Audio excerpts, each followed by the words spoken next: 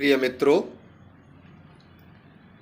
अभी 22 मार्च से नव संवत्सर प्रारंभ होने वाला है। नव संवत्सर का मतलब नया वर्ष प्रारंभ होने वाला है। जब हम नया वर्ष बोलते हैं तो अधिकांशतः लोगों की समझ में नया वर्ष का मतलब 1 जनवरी से होता है। ऐसा इसलिए है कि पिछले समय में बहुत लंबे काल तक यह देश गुलामी के कालखंड से गुजरा है। पहले यह मुग़लों की गुलामी रही, उसके बाद फिर यहाँ अंग्रेज़ों ने राज किया और उसके बाद देश तो आज़ाद हुआ, लेकिन शिक्षा दीक्षा वही अंग्रेज़ों के द्वारा चलाई हुई यहाँ चलती रही। और उसके कारण से जो हमारा मानसिक तैयार हुआ, जो भारतीय लोगों का जो विचार बनाया गया, वो इस तरीके का बनाया गया कि अंग्रेज़ों ने जो जो यहाँ पर परंपराएं चलाईं उन्हीं को हमने स्वीकार कर लिया। उसी में से एक यह परंपरा नव वर्ष की है।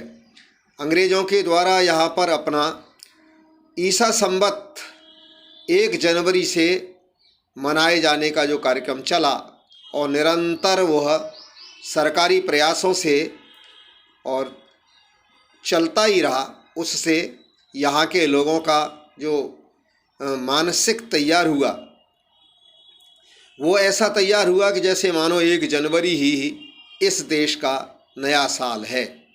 लेकिन बंधुओं, यह हम सबको जानकारी होनी चाहिए कि हमारे भारतीय परंपरा में नव संवत्सर हम विक्रम संवत को मान करके चलते हैं।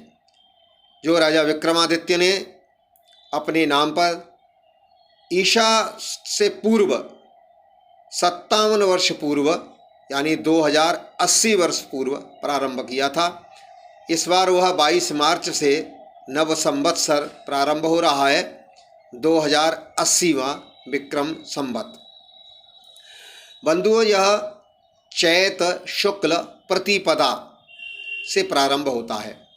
चैत शुक्ल प्रतिपदा से प्रारंभ होने के पीछे का एक भाव ऐसा है कि जो हमारी जो भारतीय संस्कृति है, यह तमसो मा ज्योतिर्गमय इस विचार को मानती है, यानी अंधकार से प्रकाश की ओर ले जाने वाली यह हमारी संस्कृति है। तो चैत मास तो प्रारंभ हो गया, उसको 15 दिन निकल गए, कृष्ण पक्ष समाप्त हो गया, लेकिन अब नव वर्ष प्रारंभ हो रहा है। माने चैत शुक्ल प्रतिपदा से नव वर्ष प्रारंभ हो रहा है। इसके पीछे भाव क्या है कि चैत का जो प्रथम पक्ष रहता है उसे कृष्ण पक्ष बोलते हैं, और कृष्ण पक्ष पूर्णिमा से लेकर के अमावस्या तक चलता है। तो पूर्णिमा से अमावस्या तक जो चंद्रमा के प्रकाश का जो क्रम है वो निरंतर घटता जाता है और अमावस्या तक बहुत कम हो जाता है, और अमावस्या से पुनः फिर पूर्णिमा की ओर जब चंद्रमा चलता है तो उसका प्रकाश बढ़ता ही चला जाता है। माने तम से हम प्रकाश की ओर बढ़ते हैं। इसलिए चैत मास की शुक्ल पक्ष की प्रतिपदा से नव वर्ष मनाने की हमारे यहाँ परंपरा है। नव वर्ष का मतलब रहता है कि कुछ नयापन होना चाहिए, कुछ परिवर्तन होना चाहिए। तो 1 जनवरी को जब हम देखते हैं तो 1 जनवरी को हमारे भारतीय वातावरण के अनुसार कुछ भी परिवर्तन यहाँ पर हमको दिखाई नहीं देता। जो 31 दिसंबर को स्थिति रहती है वही 1 जनवरी को भी रहती है। 25 दिसंबर को जो स्थिति होती है वही 5 जनवरी को भी होती है। माने मौसम में भी कोई परिवर्तन नहीं आता और प्रकृति में भी कोई परिवर्तन नहीं आता। लेकिन जब भारतीय परंपरा के अनुसार नए वर्ष का प्रारंभ होता है तो हमारे देखने में आता है संपूर्ण प्रकृति में ही परिवर्तन दिखाई देने लग जाता है। आप देखेंगे सारे वृक्ष अपने पुराने पत्ते छोड़ देते हैं और उन पर नए पत्ते आना प्रारंभ हो जाता है। पूरे हमारे देश भर में नई फसल का आगमन प्रारंभ हो जाता है। हमारा जो देश का शिक्षा सत्र है वो भी इन्हीं दिनों से प्रारंभ होता है। हमारे व्यापारियों का भी और जो व्यापारिक सत्र है वो भी इन्हीं दिनों से प्रारंभ होता है। बैंकिंग प्रणाली में भी परिवर्तन इन्हीं दिनों से प्रारंभ होता है। और यहाँ तक आप जब ध्यान देंगे तब समझ में आएगा कि प्रकृति का परिवर्तन किस तरह से हो रहा है। संपूर्ण प्रकृति अपने कलेवर का परिवर्तन करती है। यहाँ तक कि मोर भी अपनी पंखों का त्याग कर देते हैं और सर्प भी अपनी केचुली का त्याग कर देते हैं। संपूर्ण प्रकृति में एक नएपन का भाव प्रकट होता है। पुनः पेड़ अपने हरियाली को लेकर के हरे भरे दिखाई देने लग जाते हैं। वातावरण में एकदम परिवर्तन दिखाई देने लग जाता है।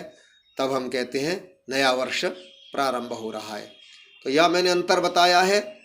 1 जनवरी माने उन देशों के द्वारा प्रारंभ किए गए नव वर्ष में जिसका भारत से कोई लेना देना नहीं है। केवल इतना लेना देना है कि उन्होंने हमारे देश के ऊपर एक लंबे समय तक शासन किया और अपनी बातों को हमारे ऊपर थोप दिया।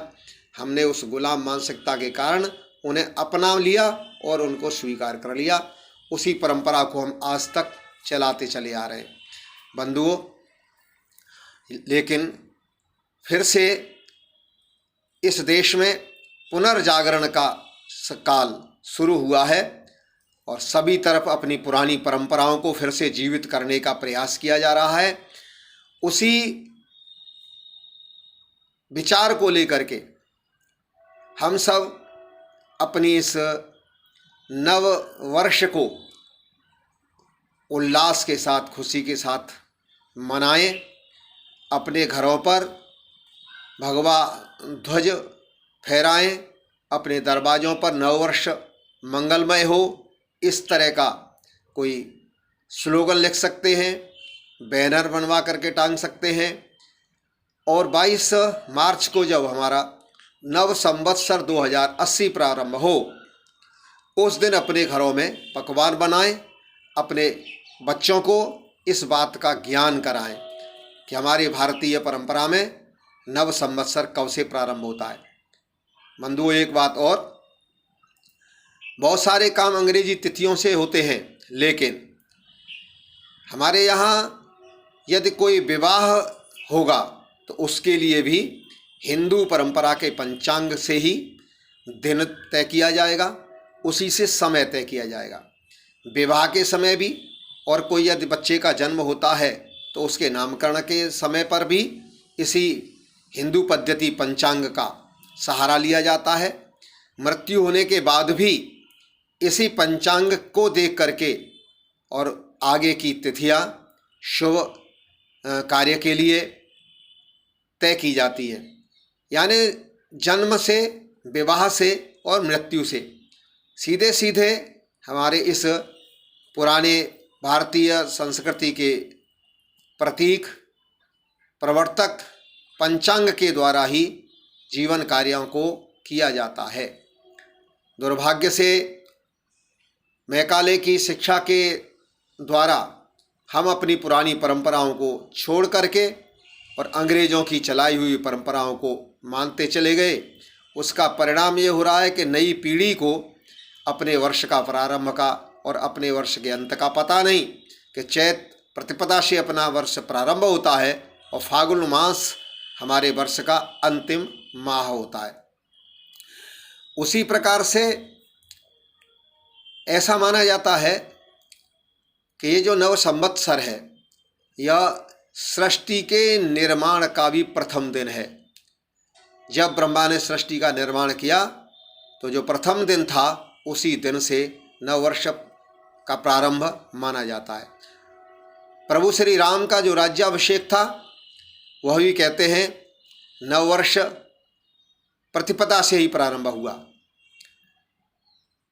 धर्मराज युधिष्ठिर का राज्याभिषेक यह भी चैत शुक्ल प्रतिपदा को ही संपन्न हुआ। यानी अपने देश में जितने भी बड़े कार्य हुए उनका प्रारंभ, शुभारंभ इसी चैत प्रतिपदा से हुआ है। संयोगवश भगवान जिनको बड़े श्रेष्ठ कार्यों को कराने के लिए भेजते हैं, उनके लिए भी शायद वो ये तिथि तय करते हैं। ऐसा मैं इसलिए कह रहा हूँ कि इसी दिन राष्ट्रीय स्वयंसेवक संघ की जिन्होंने स्थापना की, डॉक्टर हेडगेवार, उनका भी जन्मदिन है। झूलेलाल, जिनको इस देश में भगवान की तरह माना जाता है, उनका भी जन्मदिन वर्ष प्रतिपदा का ये दिन ही है। सिख के जो पंचम गुरु हुए, गुरु अर्जुन देव जी, उनका भी जन्मदिन यही वर्ष प्रतिपदा है। आर्य समाज की स्थापना का वर्ष का भी दिन यह वर्ष प्रतिपदा यानी नव संवत्सर ही है। तो ये मैंने इसलिए आपको स्मरण दिलाया है कि अपने भारतीय संस्कृति में इस दिन का बड़ा महत्व है।